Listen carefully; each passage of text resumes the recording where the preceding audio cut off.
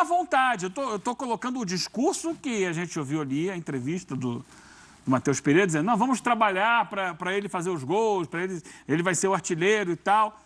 Mas, assim, quando chegavam ali, perto da área, o Gabigol se movimentava para receber o passe, as opções eram pelas jogadas ou individuais ou passando a bola para outros jogadores, não para o Gabigol. A gente teve até um bom chute ali do Dudu, que o goleiro defendeu, mas que o Gabigol correu para se desmarcar para receber a bola, não recebe. Teve uma outra jogada também do próprio Matheus Pereira. Faltando entrosamento, talvez. Está faltando esse ajuste ali, mas é que o Gabi fica se movimentando na área e nem sempre essa bola vai para ele. Então, talvez não seja assim, o que ele colocou, vamos trabalhar para ele, não. Está trabalhando para o time, estão tentando fazer os gols, cada um quer fazer o seu. Entendo, o Dudu tinha muito tempo que não fazia, fez ontem. O próprio Gabi, né, estava com uma dificuldade, fez contra o Itabiri 3 logo de uma vez. Mas eu não vi assim, esse foco em vamos trabalhar para o Gabi fazer os gols. Isso não quer dizer que tenha que ser assim. Claro. Mas confrontando o que disse ali o Matheus Pereira. Vamos ver com o tempo, né? O Cruzeiro tem muitas opções no elenco.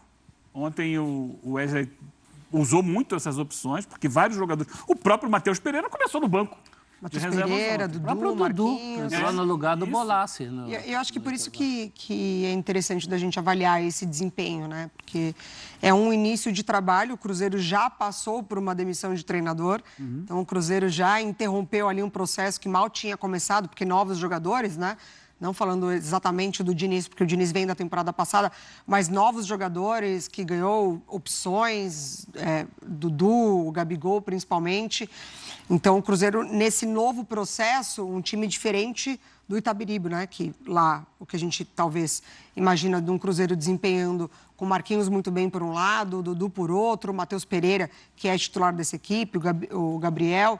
Ontem já muda bastante, o Christian joga, o Eduardo também muito participativo, o Marquinhos vindo do banco de reservas. Então, acho que das opções é muito interessante acompanhar de um jogo para outro como o Wesley mexe na equipe, a equipe desempenha mesmo passando por algumas dificuldades durante o jogo. Ainda está procurando um técnico, ainda está procurando um time. Marquinhos, por exemplo, eu acho que é quem estava rendendo mais nesse momento e nem é titular. A gente tem muitos jogadores nessa situação, nesse começo de temporada, né? Tem o Thales Magno ali no Corinthians, esse pessoal que está pedindo passagem, mas precisa ver também como é que o resto do time funciona. Mas não dá para cravar, assim, time titular em nenhum clube. Não tem time titular. Com esse calendário que já foi dito aqui, né? Foi dito, e a gente fala sempre, mas esse ano especialmente está mais puxado, porque vai até o Natal, começou no início de janeiro, vai até o Natal, o calendário. Não vai ter 11 titulares de time nenhum, você vai ter 15, 16, 17, 18... 20 titulares, porque eles vão estar trocando. O Cruzeiro é isso. O Eduardo ontem jogou em diferentes funções. A hora que ele saiu, ele estava jogando de volante. Ele estava jogando, atuando recuado como volante, porque o Cruzeiro precisava fazer um terceiro gol. Aí, quando faz o terceiro gol, tira o Eduardo. Aí, recompõe ali a zona de marcação do meio de campo. Mas era um time muito agressivo. Então, e o Cruzeiro tem essas opções num nível muito próximo. Então, ele começa com o Bolassi, para dar uma chance ao Bolassi. Mas aí tira do time Dudu, tira do time Marquinhos, tira do time Matheus Pereira. Vamos ver, eu acho que também tem um processo de você dosar a carga que os jogadores estão usando, porque essa é uma semana de 2 clássicos. Essa camisa, não sei se é nova, mas achei muito bonita essa camisa. Azul, né? Um azul mais escuro do que o tom tradicional do Cruzeiro, com uns detalhes em azul claro. O próprio escudo azul. Muito linda, né? Você não achou? Achei. Tom sobre tom. Só para fechar o boletim das estrelas do Cruzeiro, né? Desses que chegaram na leva dos reforços já há algum tempo. O Cássio ontem não jogou, um pouquinho antes do jogo. Ele estava escalado e acaba jogando o goleiro Léo Aragão. Fagner, no primeiro gol, perde uma saída de bola. Fagner é titular. Dudu fez o gol, seu primeiro gol. Gabigol continua fazendo gol. O que mais? Eduardo em mais de uma função. O Christian também jogando. O Christian. Ele vai girando, né? Ele vai girando e a gente acabou de fazer a avaliação, né, do Palmeiras, que passa muito bem pelo Guarani. E o importante foi contra o Itabirito, que é o time, talvez, né, ou sim, o time mais frágil desse campeonato mineiro, também não ficar só naquilo, né? desempenhou muito bem contra um dos piores times. Não, vai desempenhar bem na próxima rodada, tem que desempenhar bem na próxima, tem que subir o nível de competitividade no clássico e assim você usar o campeonato estadual para ir evoluindo. A gente falou do Itabirito ser o mais fraco.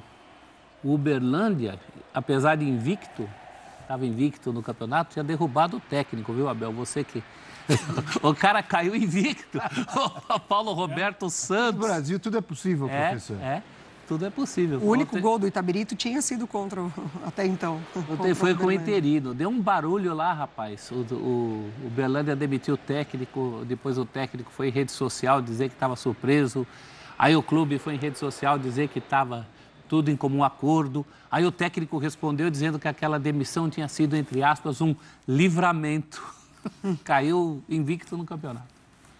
Ó, o amigo Anjo Azul, eu mandei mensagem para ele, ele me respondeu já, dizendo que essa camisa é a 3 do ano passado. A camisa 3 já desde o ano passado. Mas ele disse, ela é bonita, mas eu gosto mais da branca. A branca foi a que o Gabigol fez o hat-trick. Foi. E foi aquela... Todas as camisas do Cruzeiro são muito bonitas, pelo menos na minha opinião. E foi de branco que o Santos, de Pelé, perdeu uma Taça Brasil. Em 66. Cruzeiro de Tostão em 66. Histórico. Aí vem a mística da camisa branca. O Cruzeiro estava de branco nessa, de 66? Estava de branco. Tem história, hein? Opa. E em Minas tinha sido 6-2 para o Cruzeiro.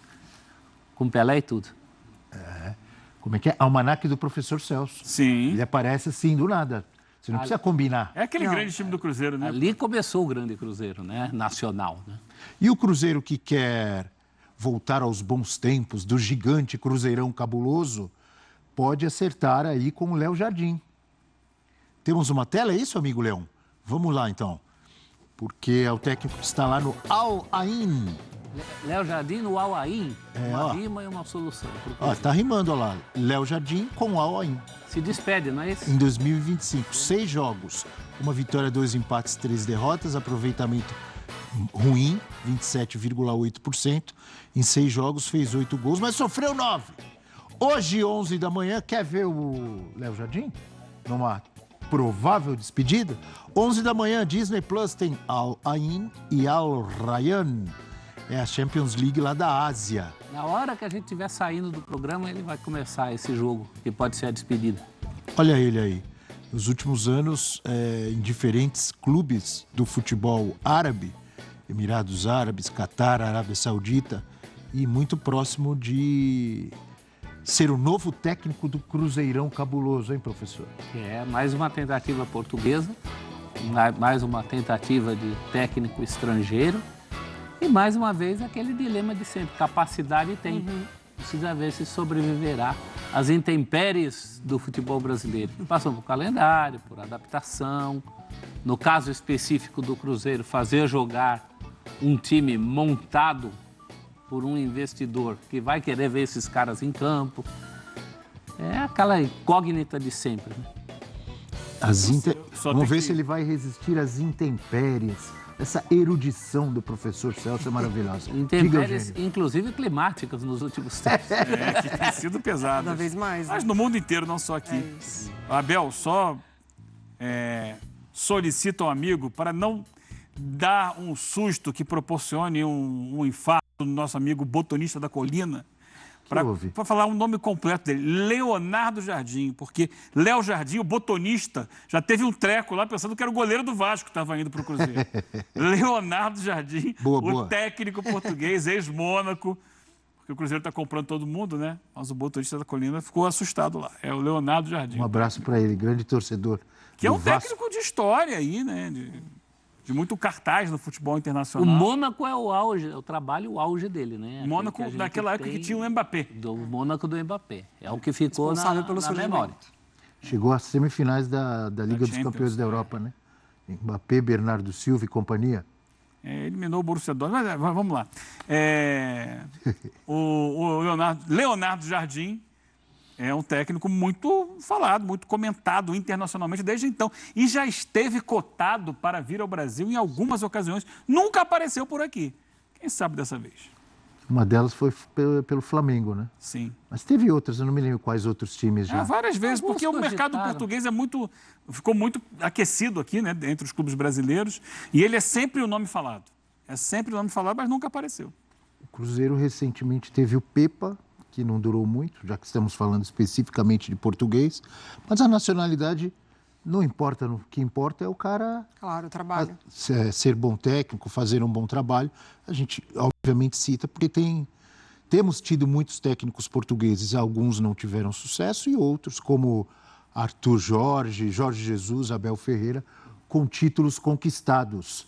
Mari Pereira, o Cruzeirão cabuloso que voltou a vencer, tem uma semana difícil agora e já pensa no novo técnico. Eu fico pensando assim, antes do cara chegar, eu já penso assim, vão deixar trabalhar? Ou quando tiver 2, 3 derrotas, vão mandar embora? Como fizeram com o Pepa, como fizeram com o Seabra e como vários clubes, inclusive o Cruzeiro, fazem ano após ano, Mari. Mas é bem isso, né? E também essa dúvida, tá dando certo que o interino mexe agora, espera um pouco, vai esperar clássico, não vai esperar clássico?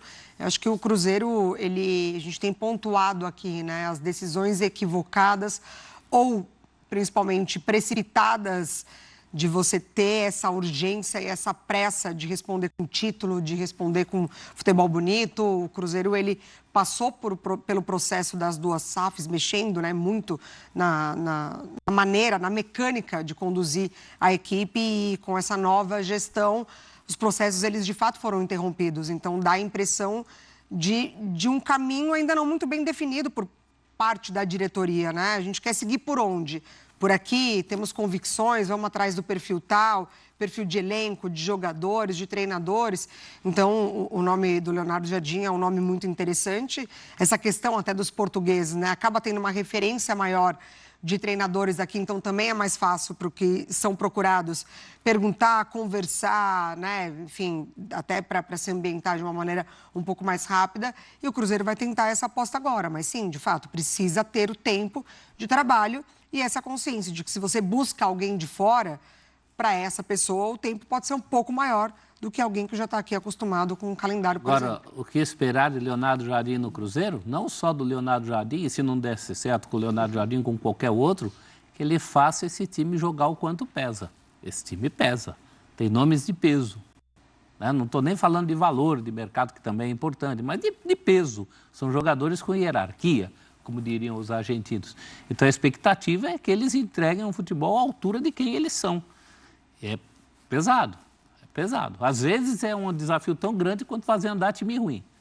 Porque tem que dar liga. Fiquei pensando nos últimos técnicos do Cruzeiro. Mesmo teve aquela fase ruim que o Cruzeiro foi rebaixado. Naquele ano, naquela temporada, foram vários, né? E aí depois, o técnico que ficou mais tempo e que me parecia ser uma unanimidade, ele pediu para sair. Foi o Pesolano. O Pesolano. Não é? Eu acho que são 2 pontas desse processo. Mas quando ele sai já não era unanimidade, não, já sai embaixo. Mas você tinha um trabalho muito consistente do Pesolano, mas num momento diferente, né? No momento em que os jogadores... Era justamente o oposto de hoje. O jogador do Cruzeiro precisava mostrar o crachá para dizer que era jogador do Cruzeiro. Agora mostrou não. ainda mais o bom trabalho, porque ele passeou jogando bola, né? E na outra ponta, o Seabra. Também eu acho que é o segundo melhor trabalho. Mas na primeira instabilidade foi mandado embora. Mas ali era uma questão política também, né, Abel? O cara não tinha a grife que o Pedrinho queria e era tal da plaquinha sob nova direção e o cara estava lá antes. Toda vez que vem essa plaquinha sob nova direção e você está antes, você tem uma expectativa. Vai ficar, não vai ficar, como vai ficar? E teve o caso dos áudios também, essa cobrança muito grande.